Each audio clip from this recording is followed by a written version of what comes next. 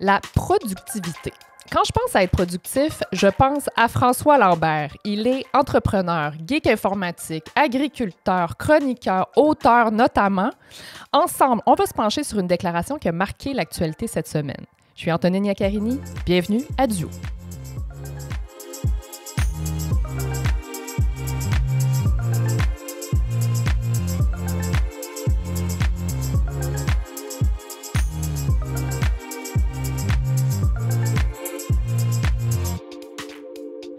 On a vu dans les dernières années des politiciens qui écrivent des livres en poste. Des anciens politiciens qui écrivent, c'est courant, surtout des livres politiques, des livres d'histoire et des biographies. Mais là, on est ailleurs. Jean-François Roberge a écrit un roman qui s'appelle Abordage, qui a commencé à écrire quand il était député de l'opposition, puis ministre de l'Éducation, et le livre a paru alors qu'il est maintenant ministre des Relations canadiennes et de la langue française. En France, le ministre des Finances et de l'Économie, Bruno Le Maire, écrit lui aussi. Il a une quinzaine de livres au moins à son actif. Il a d'ailleurs été critiqué vertement, surtout pendant le débat sur la réforme des retraites. Monsieur écrit des romans pendant que le pays est à feu et à sang. Là, c'est pas mal ça, les critiques. Son dernier roman comprenait d'ailleurs un petit passage érotique qui a pas mal fait jaser. Il y a Valérie Plante aussi, qui écrit des bandes dessinées. Elle fait l'objet de la citation de la semaine. Exceptionnellement, je n'ai pas d'audio parce que c'était une publication sur Instagram. La voici. La BD Simone Simoneau, comme des renardes, est disponible dès ce soir dans toutes les librairies. On va partir de ça pour jaser avec François. Pourquoi? Parce qu'il est productif et c'est probablement la personne la plus productive que je connaisse. Salut François. Salut Antonine. Avant de parler de la citation de la semaine, ouais. C'est quoi une journée typique dans ta vie? Juste que le monde comprenne pourquoi je t'ai invité sur ce sujet-là. Écoute, je veux pas me vanter parce que je dors pas, mais je dors pas depuis toujours. Donc, j'ai 56 ans. Je me lève à 4 heures du matin. Donc, c'est à peu près les journées que ça débute. Sauf, faut pas oublier que je fais les débatteurs avec toi régulièrement. Effectivement. Mais quand ça termine, on finit vers 11 heures, le temps qu'on arrive à la maison, qu'on se couche, c'est minuit et demi. Fait que souvent, quand je fais les débatteurs, je dors que 3h30. Je vais nager. Donc, première chose, je lis les journaux tout de suite. Je m'en vais nager. Je reviens, je m'en vais en live. Tes lives sont à quelle heure? 7h45 sur TikTok, 17h sur Facebook, 19h15 sur YouTube. Donc, je me promène sur tous les réseaux. C'est pas possible d'en faire sur X, sinon j'en ferais peut-être.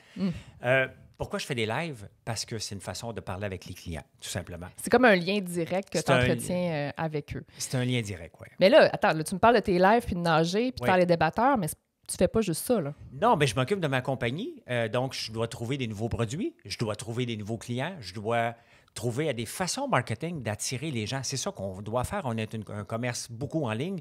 Donc, je fais quoi? Je fouille constamment ma compétition. J'essaie de voir comment je peux m'améliorer. On parle de livres, donc j'avais un rêve de faire une BD entrepreneuriale depuis 6-7 ans, mais ça coûtait cher d'avoir des illustrateurs, ça coûtait cher j'arrivais pas à le faire sans que ça coûte une fortune. Puis je me dis, un jour, je vais le faire. Et là, l'intelligence artificielle, avec le logiciel que j'utilise, Midjourney, me permet de le faire. Donc, je le fais au complet. Je prends des chapitres que j'avais fait, soit des vidéos, soit dans mes livres entrepreneuriaux, et je ramène ça en contexte avec des dialogues, soit avec des personnages. Donc, je fais ça depuis...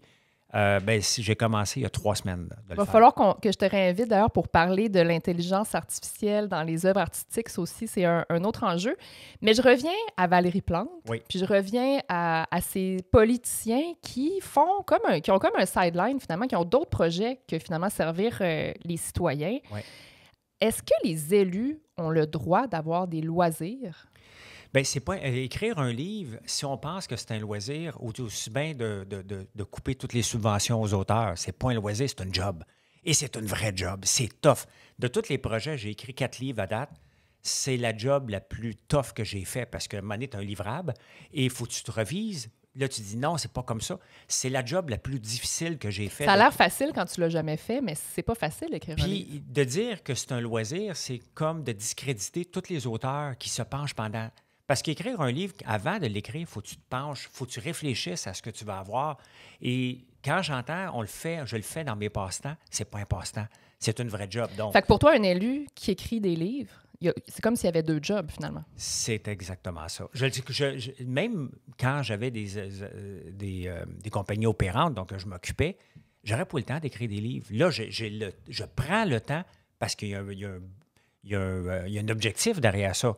L'objectif, c'est d'avoir une bande dessinée, moi, sur mon site pour attirer les gens qui veulent apprendre sur l'entrepreneuriat. C'est lié à ta business aussi. Ben en oui, bout de ligne. c'est toujours amener des gens vers le site à un moment donné d'avoir un tunnel. Là. Mais est-ce qu'un élu, par exemple, pour écrire des livres qui a quand même un lien avec son engagement politique, c'est ce que Valérie Plante dit d'ailleurs, c'est que c'est son engagement un peu féministe qu'elle traduit, dans le fond, dans une bande dessinée qui est Simone Simoneau.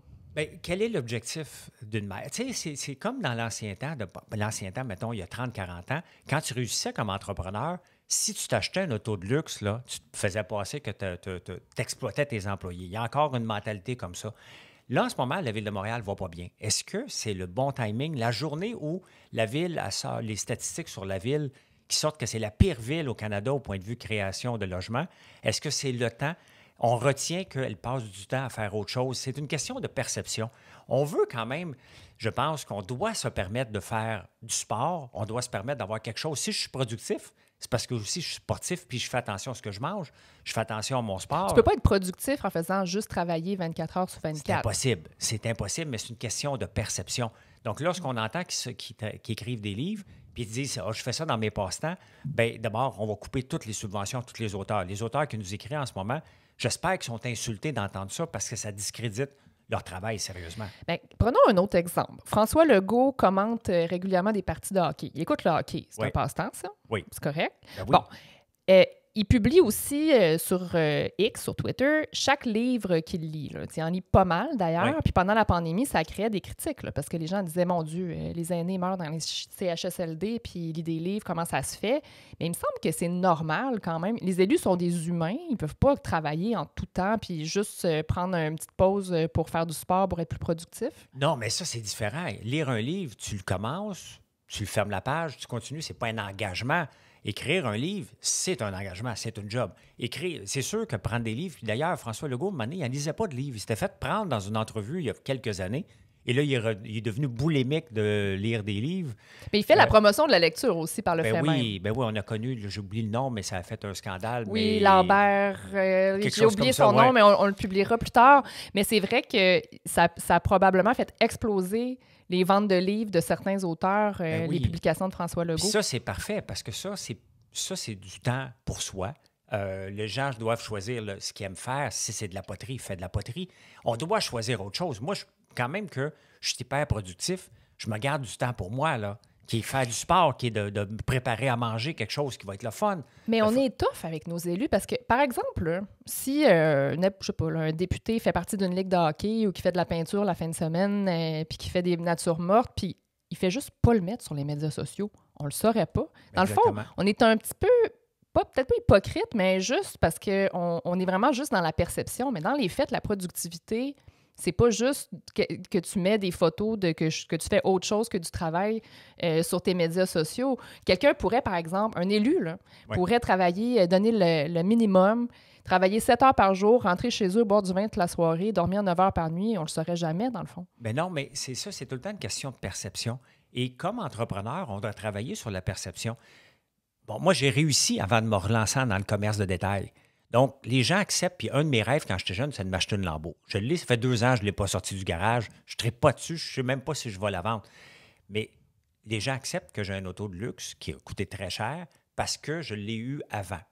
Aujourd'hui, si avec ma compagnie actuelle, je sors puis je m'en vais me filmer dans un concessionnaire Lambo en train d'acheter une Lambo puis dire « Merci mes clients, je vais toutes les perdre ». Parce qu'il va dire, genre, excuse-moi, mais t'arnaques le monde, tu payes pas tes employés.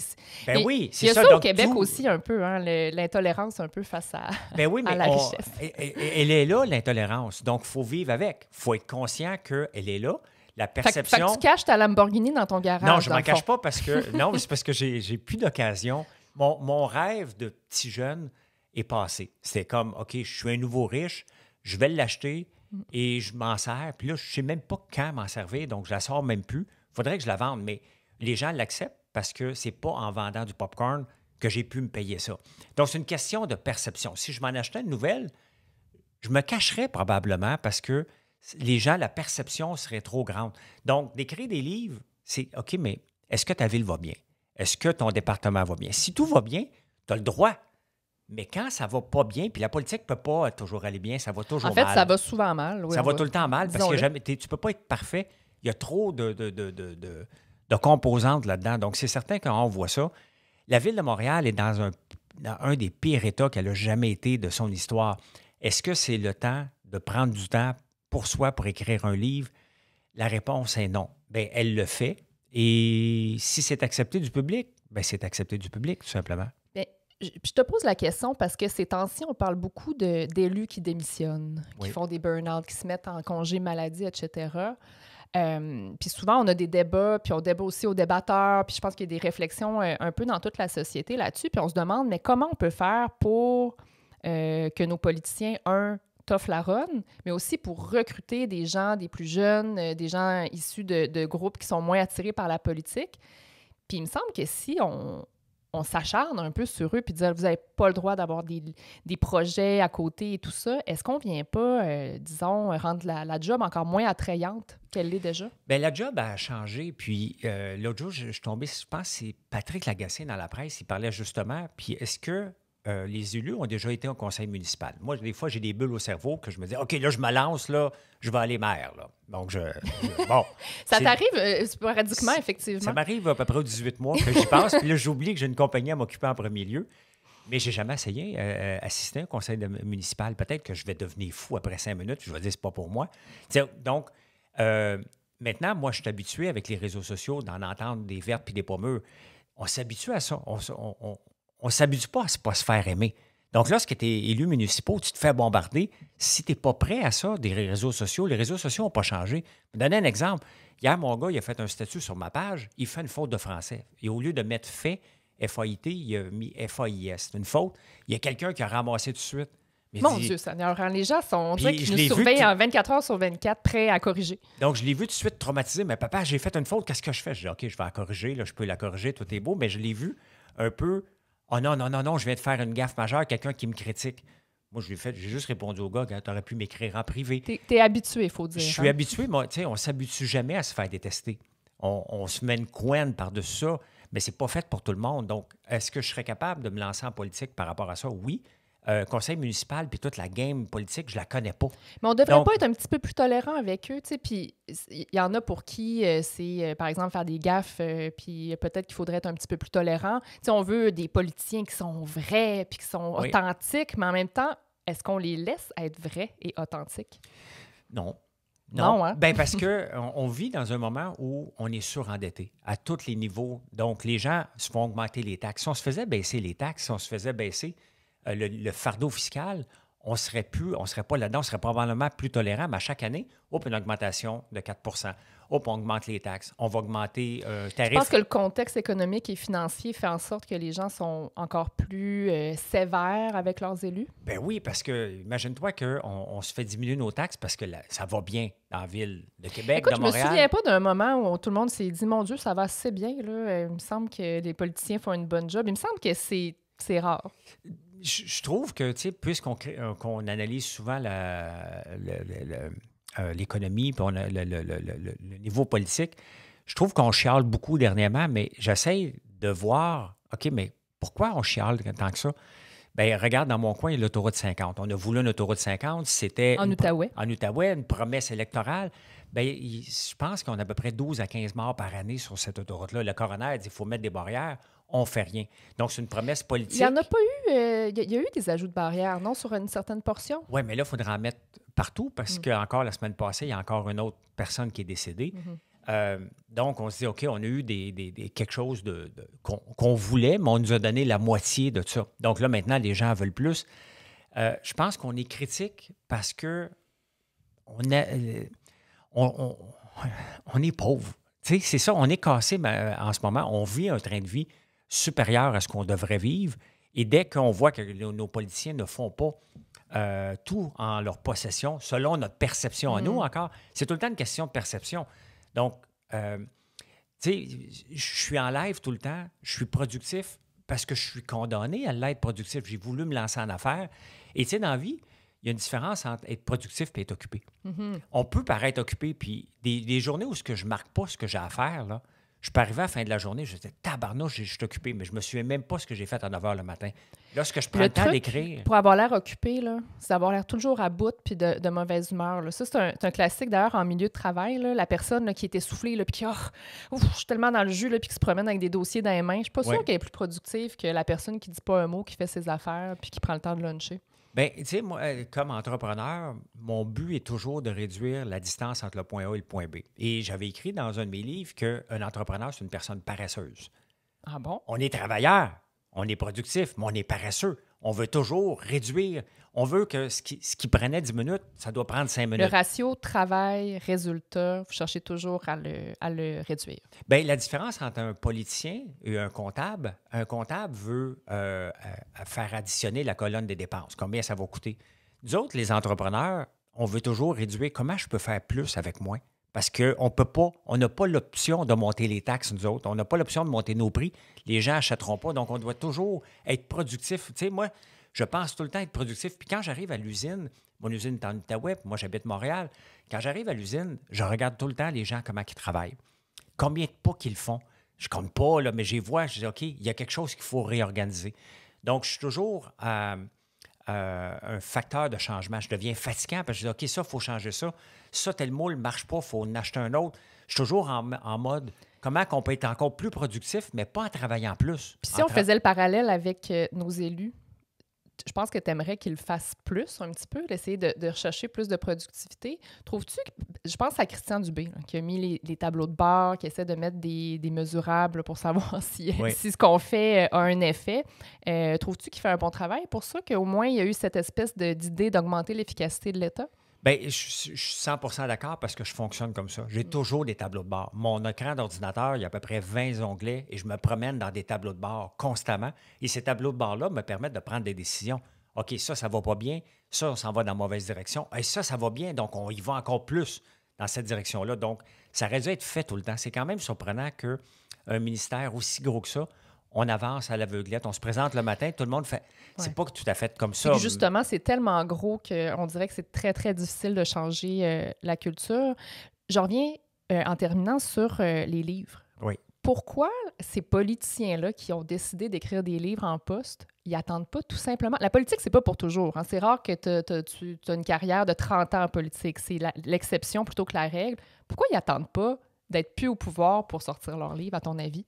Je ne le sais pas. Est-ce qu'ils ont trop de temps de libre puis on le sait pas? Peut-être. Tu sais, on le sait pas, l'horaire qu'ils ont. Tu sais, on les voit en chambre, on les voit qui ont l'air toujours occupés, mais peut-être quand dans les déplacements, ils n'ont rien à faire, ils sont peut-être moins occupés qu'on pense qu'ils le sont, mais ça prend du temps. Moi, je ne suis pas prête, j'en écrirai plus d'autres livres. Écrire une bande dessinée comme je fais là, ça me prend 3 semaines par chapitre à peu près. Le temps que j'y pense. Là, par chapitre. Il y a à peu près combien de chapitres que tu souhaites faire? Là, faire j'en ai 2, parce que je viens de la recommencer. J'ai du stock pour 200, donc j'ai du travail pour les 3 prochaines années. C'est pas 3 semaines que tu y penses, mais tu l'as toujours en arrière.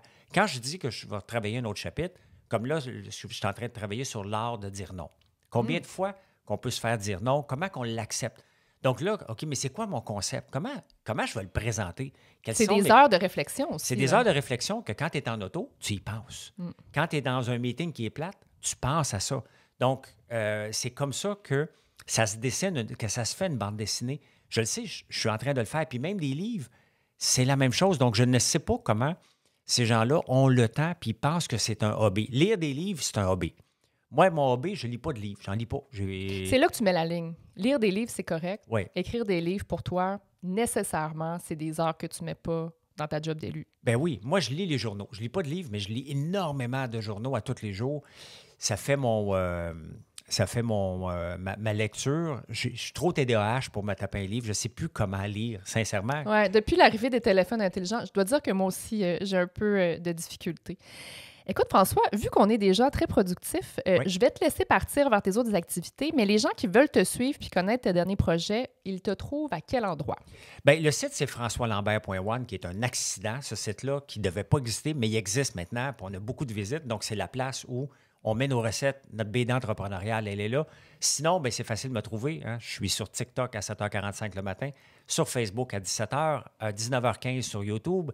Et entre ça, ben, je suis toujours disponible pour jaser en privé. Puis, sur Nouveau, à 22h, une fois de temps en temps, à peu près 2 fois par semaine. Oui. Et nous, chers auditeurs, on se retrouve la semaine prochaine. Suivez-nous sur Instagram, peu importe la plateforme via laquelle vous nous écoutez. Laissez-nous donc un commentaire ou une note. C'est super apprécié. Ça fait toute la différence pour nous. À bientôt!